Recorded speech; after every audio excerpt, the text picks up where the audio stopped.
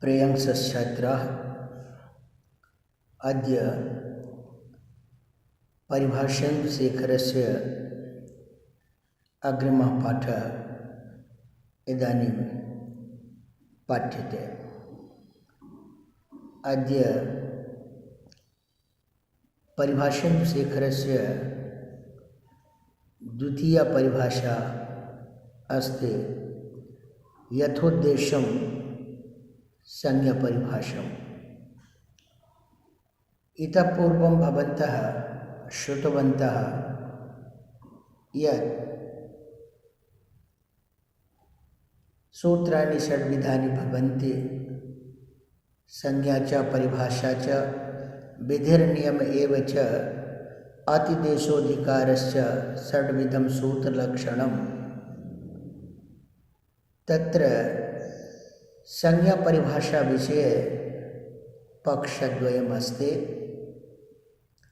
यथोद्देश्यं संज्ञा परिभाषं, कार्यकालं संज्ञा परिभाषं च। अतः इदानीं यथोद्देश्यं संज्ञा परिभाषम् इति परिभाषाम् आधृत्य अध्यापनं प्रारभ्यते। यथोद्देश्यम् इत्यत्र अव्ययीभावसमासः वर्तते। उद्देश्यम् अनतिक्रम्य यथोद्देश्यम्। यद्यपि अव्ययीभावसमासप्रकरणे एकं सूत्रम् अस्ति यथा असादृश्ये। असादृश्य अर्थ के यथा इत्यस्य अव्ययस्य द्योत्ये सुमन्तेन सह समासः भवति। इत्थञ्च सादृश्यार्थकः यदि यथा स्यात् तदा तत्र समासः न भवति। यथा हरिस्तथा हरः। अत्र हि सादृश्य अर्थे यथा अव्ययं नास्ति, अपितु अतिक्रम्य अर्थे यथा अव्ययम् अस्ति। अतः अव्ययीभावसमासः भवति। अव्ययीभावसमासे जाते अव्ययं पदं भवति। अव्ययीभावश्च इति सूत्रं, तेन अव्ययीभावसमासस्य अव्ययसंज्ञा भवति। एवं च द्वितीयमपि अव्ययीभावश्च इति सूत्रं वर्तते। तेन सूत्रेण तस्य नपुंसक लिङ्गता अपि भवति। अतः अव्ययीभावसमासस्य अव्ययत्वात् अव्ययादाप् सुपः इति सूत्रेण सुपो लुक् प्राप्नोति। परञ्च नाव्ययीभावादतो मत्वपञ्चम्या इति सूत्रेण तत्र सुप् इत्यस्य स्थाने अमादेशः भवति। अमिपूर्व इति सूत्रेण पूर्वरूपो, तेन च यथोद्देश्यमिति पदं निष्पद्यते। संज्ञा च परिभाषा च इति संज्ञा परिभाषम्। अत्र समाहारद्वन्द्वो वर्तते। समाहारद्वन्द्वस्यापि नपुंसकलिङ्गे प्रयोगो भवति, यतो हि सूत्रं वर्तते सनपुंसकम्। नपुंसकसंज्ञां जायां ह्रस्वो नपुंसके प्रातिपदिकस्य इति सूत्रेण प्रातिपदिकस्य ह्रस्वता भवति। तेन परिभाषा इत्यस्य परिभाषीति नपुंसकलिङ्गे अतोमिति सूत्रेण सुपस्थाने अमादेशः। अमिपूर्वः इति सूत्रेण पूर्वरूपं, तेन संज्ञा परिभाषम् इति पदं निष्पद्यते। अतएव परिभाषेन्दुशेखरस्य मूले श्रीमता नागेशभट्टेनोक्तं उद्देश्यम् अनतिक्रम्य यथोद्देश्यम्। अत्र उद्देश्य शब्दस्य अर्थः उपदेशदेशः। उपसर्गपूर्वकात् दिश धातुः घय प्रत्यय कृते उद्देश्य शब्दस्य सिद्धिर्भवति। अयम् उद्देश्य शब्दः उपदेशदेशवाचकः। अर्थात यस्मिन् देशे आचार्येण पाणिनिना अष्टाध्याय्यां यस्य सूत्रस्य यत्र पाठः कृतः तस्य सूत्रस्य तदेव स्थानं स एव देशः उच्यते। यथोद्देशपक्षे संज्ञासूत्रं परिभाषासूत्रं च स्वकीयं स्थानं न जहितः अपितु स्वकीये स्थाने स्थित्वा ते उभयपि विधिसूत्राणि उपकुर्वन्ति। अभिप्रायः अस्ति यत् यथोद्देशपक्षे संज्ञासूत्रं परिभाषासूत्रं च स्वकीये स्थाने स्थिते भवतः एवं च विधिसूत्राणि तत्र आगत्य स्वकीयं संस्कारं कृत्वा विधिप्रदेशं कार्यं कुर्वन्ति इति तदेव लिखितमस्ति। उद्देशः उपदेशदेशः अधिकरणसाधनश्चायम्। अत्र उद्देशः अत्र अधिकरणे घय प्रत्ययः अस्ति। तेन उद्देश्यते यत्र स उद्देशः। अर्थात यस्मिन् स्थाने यत् सूत्रम् उपदिश्यते स उद्देशः उच्यते, स एव उपदेशदेशः उच्यते। अत्र साधनपदेन कारकं ग्राह्यम्, अतः अधिकरणसाधनश्चायम्।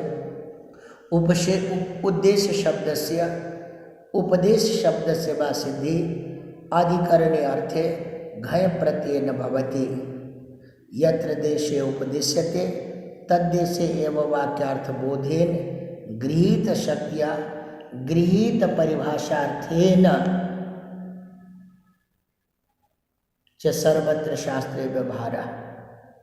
अर्थात संज्ञासूत्रं परिभाषासूत्रं यद्देशे अर्थात अष्टाध्याय्यां यस्मिन् अध्याये यस्मिन् पादे किंच यस्मिन् स्थाने उपदिष्टं वर्तते तत्रैव तस्य सूत्रस्य वाक्यार्थबोधः जायते।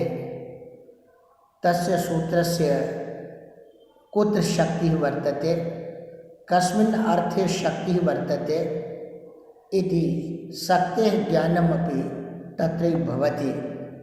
अर्थात संज्ञासूत्रस्य परिभाषासूत्रस्य वाक्यार्थबोधः कः इति तत्रैव ज्ञायते। एवं च सर्वत्र व्यवहारः। देशस्य उच्चारणकाले एव अत्र शास्त्रे व्यवह्रियते। मया च पूर्वमुक्तम् अत्र देशपदेन स्थानं न ग्राह्यम् अपितु उच्चारणकालः।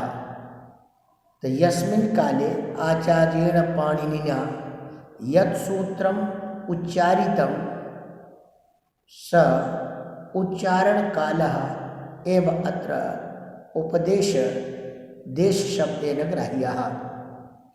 तत्तत् वाक्यार्थबोधे जाते। संज्ञासूत्रस्य स्थाने एव परिभाषासूत्रस्य स्थाने एव वाक्यार्थबोधः जायते। तदनन्तरं छात्रः मनसि चिन्तयति यत् भविष्यति किंचित् अनेन प्रयोजनम्, अर्थात भविष्यत्काले अस्य किमपि प्रयोजनं नूनं भवेत् भविष्यति इति बुद्ध्या मनसा विचिन्त्य स छात्रः परिभाषासूत्रं संज्ञासूत्रं च तस्मिन्नेव देशे गृह्णाति। वाक्यार्थबोधम् अवगच्छति। तदेव लिखितमस्ति यत् भविष्यति किञ्चित् अनेन प्रयोजनम् इति ज्ञानमात्रेण सन्तुष्यत्।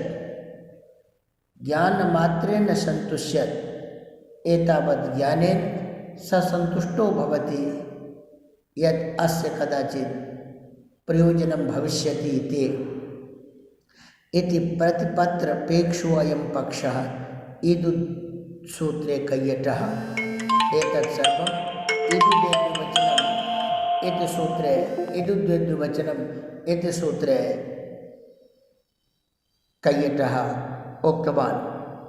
केचित् परिभाषा विषये तस्मिन् निर्दिष्टे इत्यादि वाक्यार्थबोधे सप्तमी निर्देशादिको इति पर्यालोचनायां सकल तत्तत् विद्युपस्थितौ सकल तत्तत् संस्काराय गुणभेदं परिकल्प्य एकवाक्यतैवेति नियमः। अत्र केचन एवं वदन्ति यत् परिभाषा विषये यथा तस्मिन् इति निर्दिष्टे पूर्वस्य इति परिभाषा सूत्रं वर्तते तदा तत्र सप्तमी निर्देशेन विधीयमानं यत्र क्वापि विधिसूत्रेण कार्यं क्रियते तत्सर्वं विधिप्रदेशम् अन्विष्य सर्वत्र संस्कारं भवति।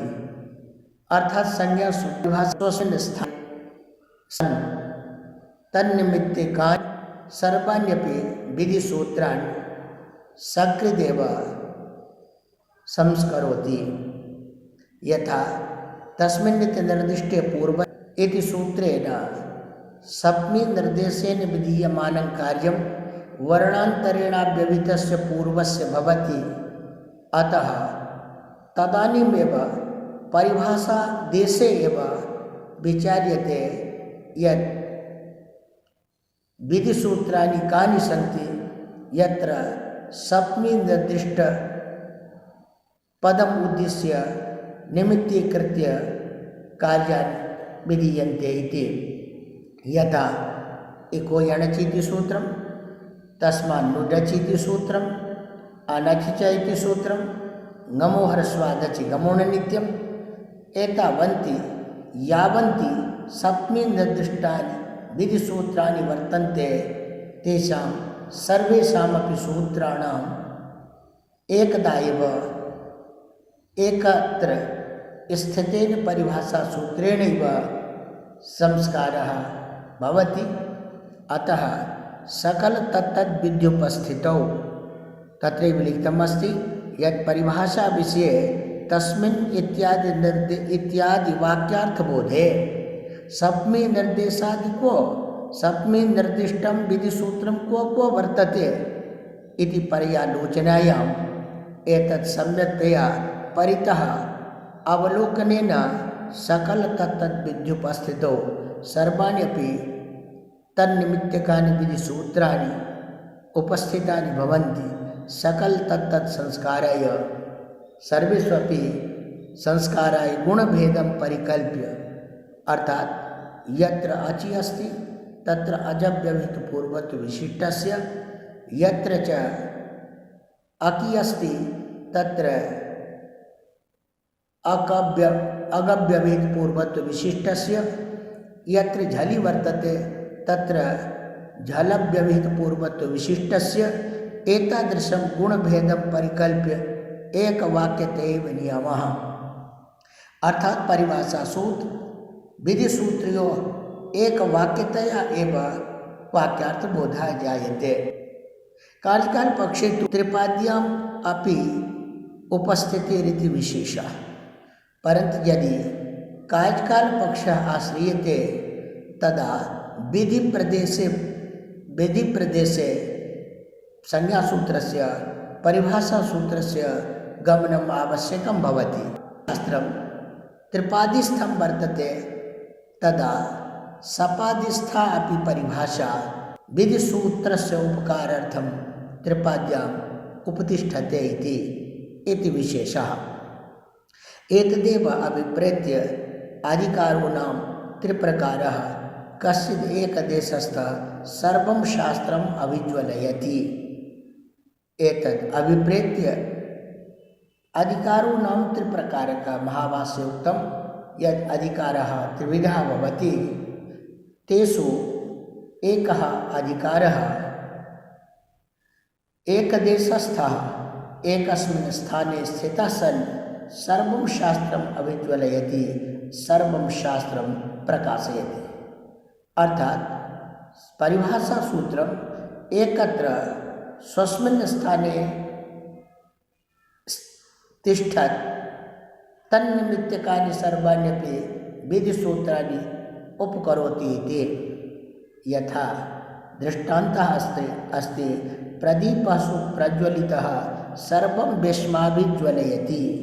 यथा कश्चित् सुप्रज्वलितः दीपः भवति, एकत्र स्थितः स दीपः सम्पूर्णं गृहं प्रकाशयति, गृहे स्थितानि सर्वाण्यपि वस्तूनि प्रकाशयति। तथैव एकत्र स्थितं परिभाषासूत्रं सर्वाणि अपि विधिसूत्राणि प्रकाशयन्ति। अत्र एतत् सर्वं षष्ठीस्थाने योगात् इति सूत्रे भाष्ये उक्तम् अस्ति। अत्र जिज्ञासा क्रियते यत् चर्चा तु भवति परिभाषाविषये, परञ्च दृष्टान्तः दीयते अधिकारविषये। अत्र किं साम्यं? तदा समाधानं दीयते यथा अधिकारसूत्रं पाठ्यं भवति तथैव परिभाषासूत्रम् अपि पारार्थ्यं भवति। अतः पारार्थ्यात् अधिकारशब्देन अत्र परिभाषा ग्रहीतुं शक्येत। कश्चित् तु परिभाषारूप इति, अर्थात् कय्यतः तु साक्षात् अत्र अधिकार परिभाषा ग्राह्या इति तेषाम् अभिप्रायः। कय्यतः अत्र दीपो यथा प्रभाद्वारा सर्वगृहप्रकाशकः एवं एतत् द्वारा सर्वशास्त्रोपकारकम् इति तात्पर्यम्। अर्थात् दीपः यथा स्वप्रकाशेन सर्वं गृहं प्रकाशयति तथैव